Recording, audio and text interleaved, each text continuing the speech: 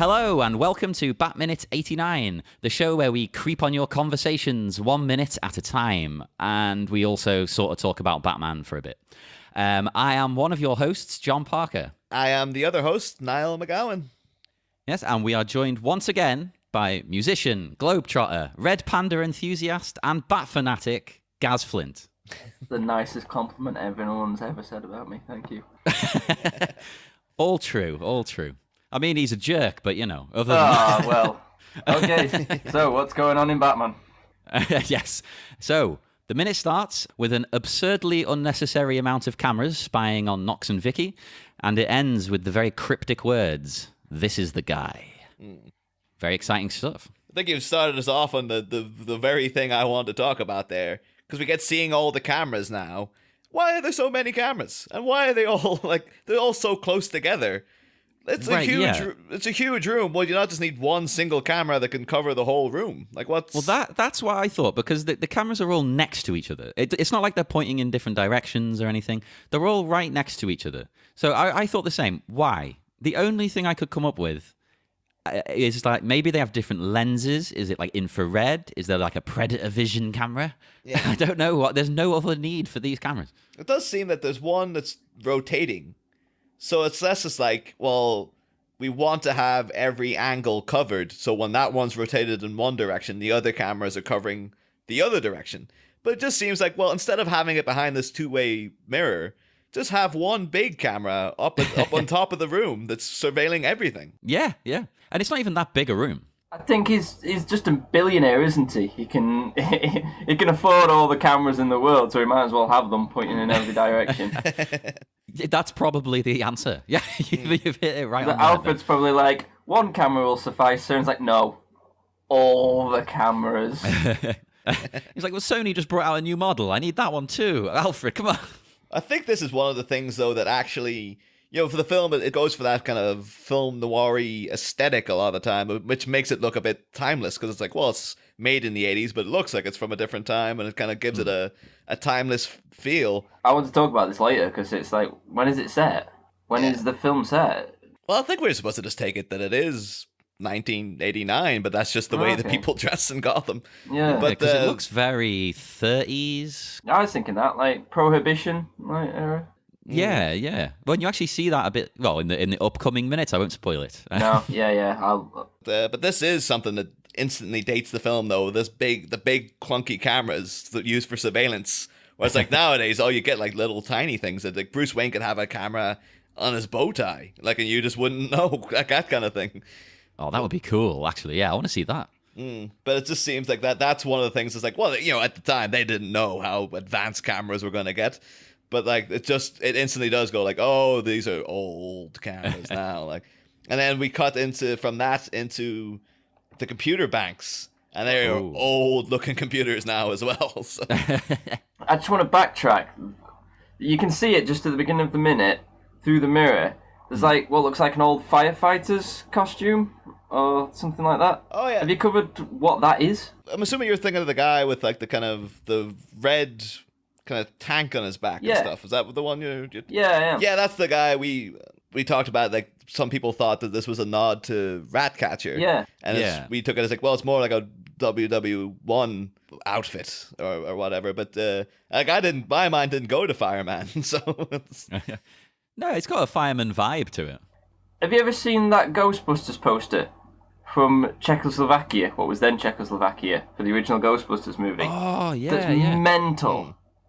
It looks like it's a figure. It looks like it's wearing that firefighter's outfit, but this figure looks like a cross between an old woman and an aardvark. Have you seen this? It's amazing. I have. Yeah, we need to post this. Yeah, Czech Ghostbusters posters in like Czech Republic. And it's just insane. But that's what it reminded me of. Seeing that, whatever it is, firefighter outfit, just reminded me of that weird Ghostbusters poster. Yeah. It is very similar, actually. Well, that's obviously it was like Soviet era when those posters were from. Because back then the Czechoslovakia was still like part of the Soviet Union. So is it something to do with the Soviet Union, maybe? Oh. Could be. It very well could be. Yeah, it's got a kind of that sort of vibe about it, quite industrial. I mean, I'm sure someone's going to post or say, no, it's exactly from this, this, and this. But yeah, that's just what it made me think of. But they can go to hell. It made me give me another reason to go back and look at that weird Ghostbusters poster, because it just... You could spend a whole podcast talking about that. Well, there was a Ghostbusters minute. You could have gone over to them. But we've got you instead. Yeah, but they don't have that firefighter's outfit. Yeah, true. As Niall said, we get our first shot of the computer room here, and Bruce doing his detective work. There are a lot of screens to match the very many cameras. Yeah, That's the It's a Batcave. crazy amount of screens. That's the Batcave. Well, this was my question, right? This is my question. This computer room. I wanted to know, is this the actual... I'm sure this is answered later in the movie, but I don't want to spoil it by looking ahead for my own sake. Is it the actual Batcave, or is it like a separate wing? Like a separate thing that's just behind that mirror? I think this is the Batcave because he does have the same bank of computers when he's in the Batcave later on. I'm fairly certain it's the same. It's the same setup he's got going on there. So, Well, that's the thing. I couldn't tell if it was that exact bank of computers or he's just got two of them. Like, you know what I mean? Like, this is another one. This is the easy access one. yeah. But this is, of course, now the first time we see... Well, the first time we got a hint of the Batcave.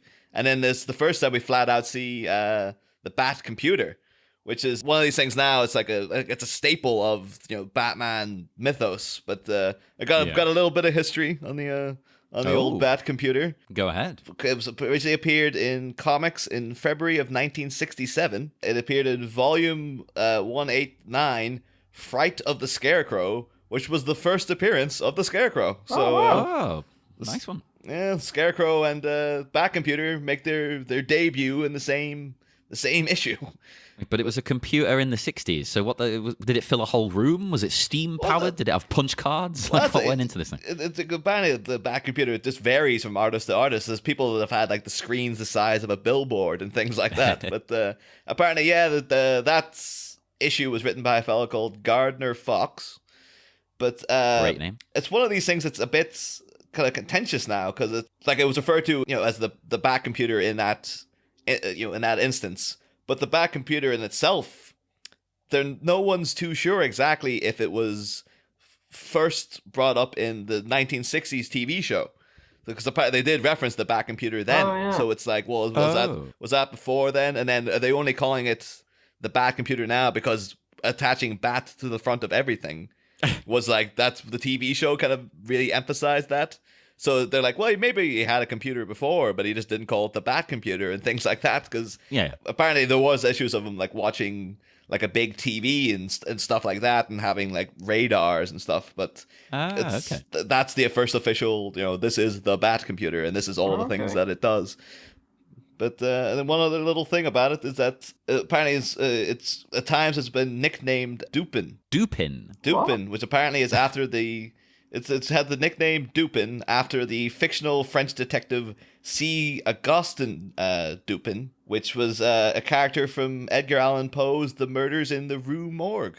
Oh, okay. That's a really weird reach, though, for that. Yeah, that ties perfectly in, though, to the whole gothic kind of mythos of Batman, really, as well. Well, I'm sure Tim Burton liked that one. Oh, yeah, I'm sure he was. Well, the thing is that he doesn't refer to it, the Batcomputer as Dupin in this thing, but I think if he had known, he probably would have. But that'd be the first thing he'd be mentioning. It'd be all over the place. There'd be a big sign on the front of it. Look! But then we got other little things here, like I'm sure this is the type of thing that people would have complained about, maybe, that we see Batman has glasses. This is Bruce Wayne sitting wearing. So is Bruce Wayne short-sighted? Well, that's the debate now. It's like, you always assume that Batman's like physically perfect, kind of like, oh, he's just, everything about him is he's worked himself up into such a state of human perfection to be the best that he can be. But this is like, no, he's short-sighted as well. That's the... Well, how does he glide through buildings at night if he can't see where he's going?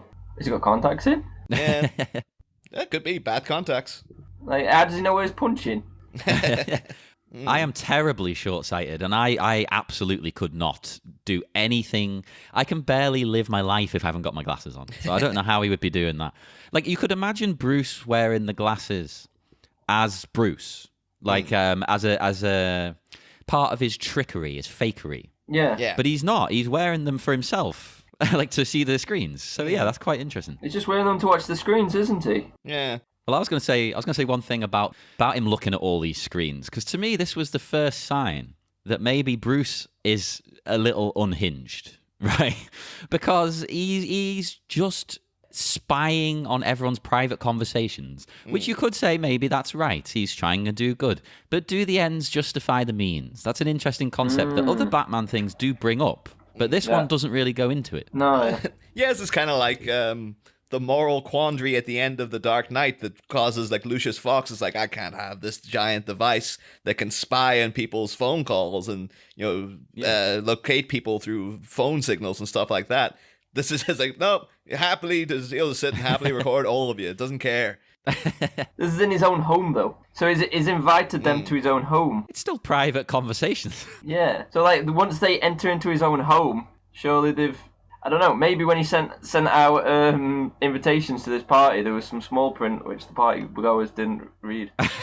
You will be filmed at this party. Don't question why. A bit like when you call the bank and they give you the message that you might be recorded on the phone. Yeah. But the thing is, we see him, he's looking at Gordon and Officer Roberts' conversation. But I have to say, like, this, not only has he got, like, I'm sure at the time was state-of-the-art level, surveillance equipment.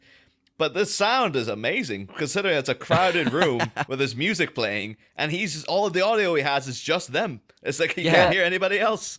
And they're not mic'd up. I consider that. They are. It's like, oh yeah. Well, something I found interesting as well is it not the exact footage he's looking at that we just saw? Yeah. Yeah, it is. It is. I clocked that. Yeah, it's the movie footage.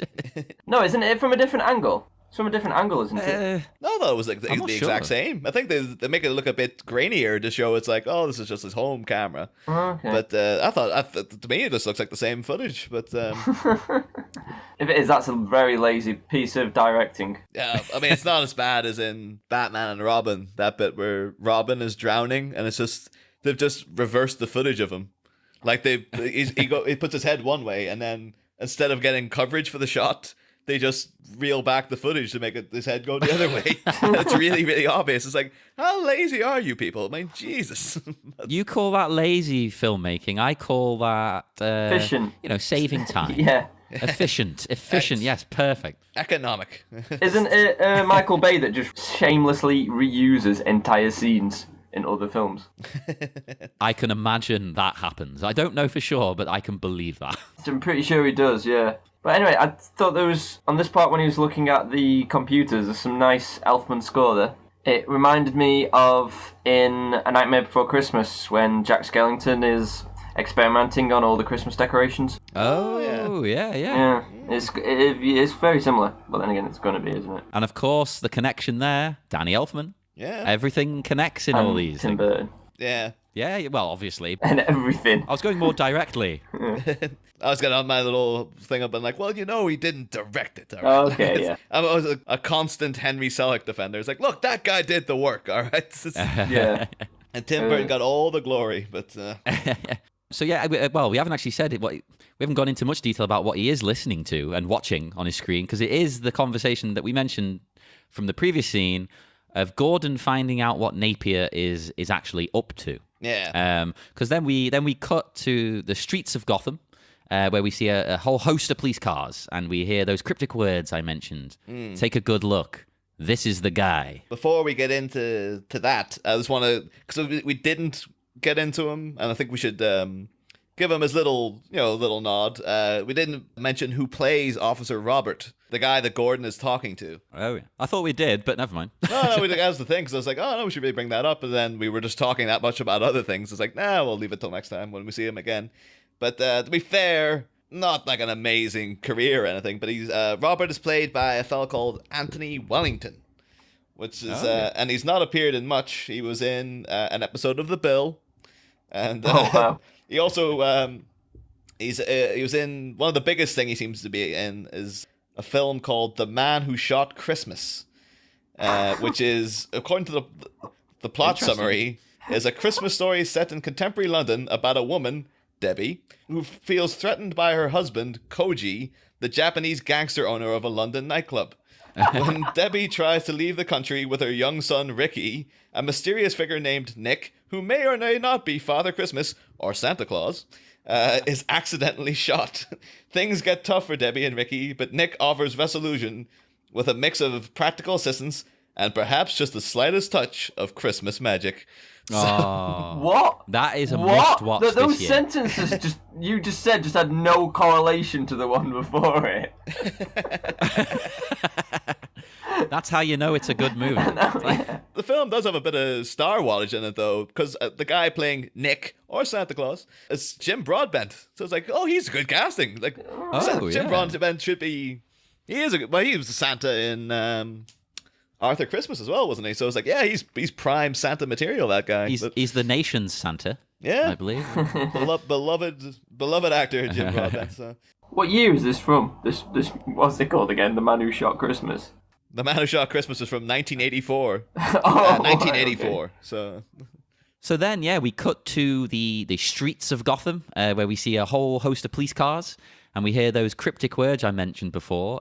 Take a good look. This is the guy. Now, when I heard that, though, all I could think of was Mulholland Drive and This Is the Girl.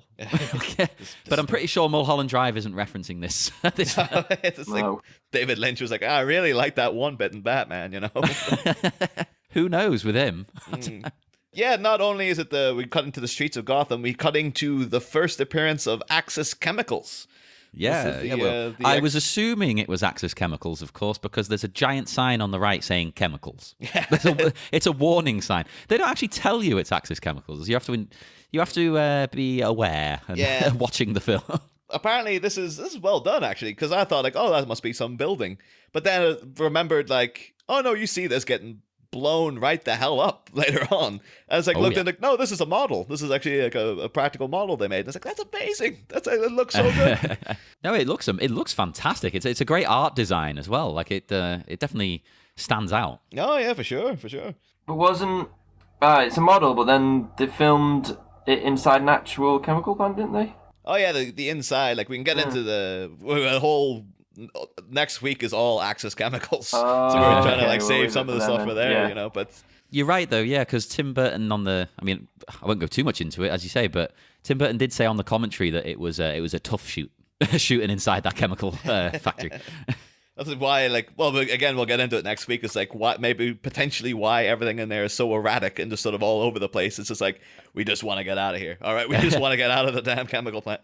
Either that or they're getting high off the fumes. But yeah, in terms of the action of the minute, though, that's that, really. Well, yeah, because you might think that the police are itching to storm in there and catch their crook. But as you say, it's the last of the action. Because no, they're just sort of chilling outside, taking the time over this thing.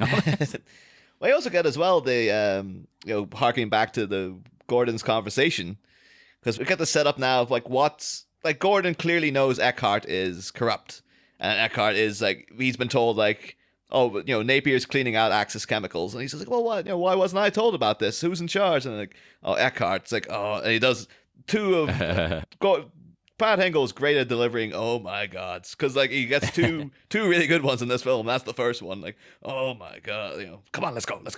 But it's so he obviously knows Eckhart's corrupt. He must have beef with Jack Napier because we have to go and because Eckhart's in Grissom's pocket, so he's gonna do something there. He's either gonna botch the arrest so Napier gets away, or is he thinking oh, he's going to kill him? That's why he's there. Well, we get a little bit of info on that coming up.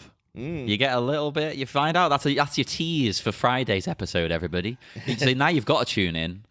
I think though that being the end of the action, do you want to talk a little bit about your history of with this film? Do you have any or with Batman in general? Yeah. Well, they're talking about Jack Napier, aren't they? And I was that's the only time he's been called Jack Napier, the Joker, isn't it? Yeah. He's always the Joker. So I just thought that was quite interesting. It's the only time they've given an actual name to the Joker. Which works for this movie, but it wouldn't work in most of the others, basically. But no, we're more talking about your own personal history. If you have any fond memories of seeing this film for the first time, or having the toys or anything like that. Oh, I had all the toys. Or just discovering Batman. Well, I'm a massive Batman fan, and is it bad of me to say that this is my second favourite Batman movie? No, that's good. Okay. You're in the right place. Let me tell you. I think The Dark Knight's the best one. But, yeah. No, I think this is probably... I don't know which I prefer, actually, this one or Batman Returns. Batman Returns is just insane. I'm a Returns man, but at the same time, I appreciate to people who are really into the comics and stuff, it might be a little bit too weird and different. Yeah. It is, like, that's a good word to sum it up as, like, it is crazy. It's a crazy film. It's one of those ones that's like, it's only when you grow up a bit that you realize how weird it actually is as well. So you accepted it. I accepted it when I was a kid. It's like, yeah, it's fine. But now it's like, what the hell were they thinking with a lot of this stuff? Like, so were you into this movie as a kid? Or was it something you sort of got into later? No, I've always been into this film, and Batman Returns as well. And yeah, the penguin used to scare the shit out of me when I was a kid. Still does. I think it might have been because of this film, actually. My grandma, we weren't allowed to watch Jack Nicholson films at my grandma's house. Because of this? It might have been a combination of this and The Shining, but maybe, yeah. But my grandma, she was like, no Jack Nicholson films. She was scared to death of him. She couldn't look at him. Or maybe because you were a kid trying to watch like The Shining or Chinatown or something. Oh, I watched worse than my grandma. It could be, though, that she's just legitimately like, she's like, I sat through the Witches of Eastwick. It was terrible. I'm not giving the guy another penny of my time. So. But, no, I mean, I can remember having all the toys when I was a kid of this movie. And well, this was, have you talked about, like, toys and merchandise from this film? Not much, only a little bit. Well, it's one of the first movies that wasn't Star Wars to go so all in with the merch. Yeah. Like, everything was Bat branded. They spent so much money on the merchandise. There's no way you could sell all that, and because people aren't going to be buying most of the stuff they were putting out.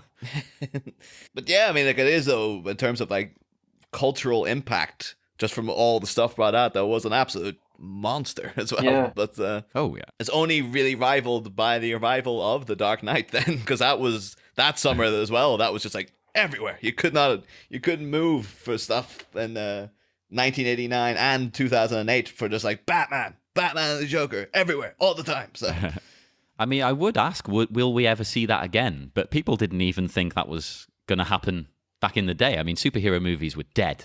So who knows? It could all just come back around again. Yeah, for sure. But but what my main things I always remember about the Batman toys was that the actual figure of Batman, I used to reappropriate his cape, because when you had like the 1997, like the Kenner Star Wars toy line they brought out then, they kind of made new and improved toys, but they gave Darth Vader like a hard plastic cape that was like you couldn't move it. It was just like, it was solid. I was like, I'm like the old school ones. No, it was even more rigid. Like you couldn't. It was just like it was detachable, but it was properly like it wasn't any flex in it. So I was just like, well, the hell with this. I just used to take the Batman cape off the Batman figure, put that in Darth Vader, because then I was like, well, that's what his cape's actually like. What the hell's this black plastic thing you've given us? This is terrible. You say, what the hell is this they've given us? It's saving money. That's what they've done. I remember having a Joker toy that was more. It looked more like the comic book Joker than it did Jack Nicholson. But yeah, it was released in line with the Batman movie. Yeah, I think I might have been at the time, though. The toy molds just weren't quite as advanced. Because again, like even that 97 Kenner line of Star Wars, like they look so much more like the actors than the old ones. Because like back in the 70s, it was just like, well, we don't have the tech to accurately recreate these people just yet on a mass scale. But yeah, I think I had that same, because that Joker toy had like, was it the little thing like you could shoot water out of him, out of the flower? I think so, yeah. I think you could fill up a little thing in his back and then squeeze it and it would squeeze out water. See, that makes sense for the Joker, though. But loads of toys when I was a kid, they were obsessed with making them shoot water. I had a Terminator action figure. Like, let me get started on that as well. Terminator's not for kids, but I was a kid who did watch it. But they were clearly promoting it to children by making action figures and toys. Oh, yeah. But never mind, I digress. I had Aliens action figures. Yeah, I had Alien ones as well. It's crazy when you think about it. They knew kids were watching these things. But this Terminator one had a gun, and you filled the gun with water, and it shot water out of it. Like, how does that make any sense whatsoever? I remember I had a T-1000 toy that it didn't fulfill its purpose, because I think it was something like, it was a weird like gold and black kind of color, but when you put him in boiling water, he was supposed to turn clear. And I think I did it once, and he got stuck halfway. And it was just like, this was terrible. This is a terrible toy. Yeah. But that was like part of the Terminator 2. I remember he had the knife arm, and he was like black and gold and half like patches of clear. I was like, this is just awful. Like, who the hell bought this? And then like my mom was like, I bought it for you. I'm going straight on eBay after this and looking for that thing. Let me tell you. But suppose if you try to look for like T1000 toy that changed color or whatever, that would be the one. But I'll have to look into it myself actually to see if I can. Maybe I'll buy another one to see if it works this time. Like, nope, it just did not work at all. Imagine if they did that these days, though. Produce toys for R-rated movies. They're just making like Saw franchise toys for kids.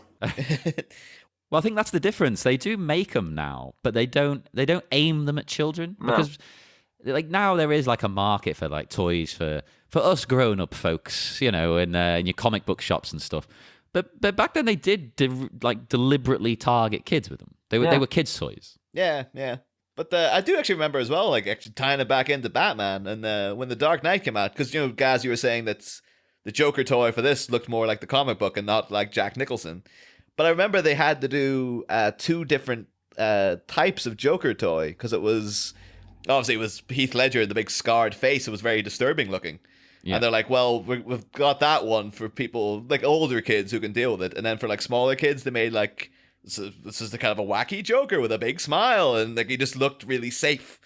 And I think that was like the compromise they had to make of like, well, we still want to get the kids money, but we do, you know, acknowledge that a guy with a smile carved into his face is a bit much for kids. So we're going to have to compromise here somewhere.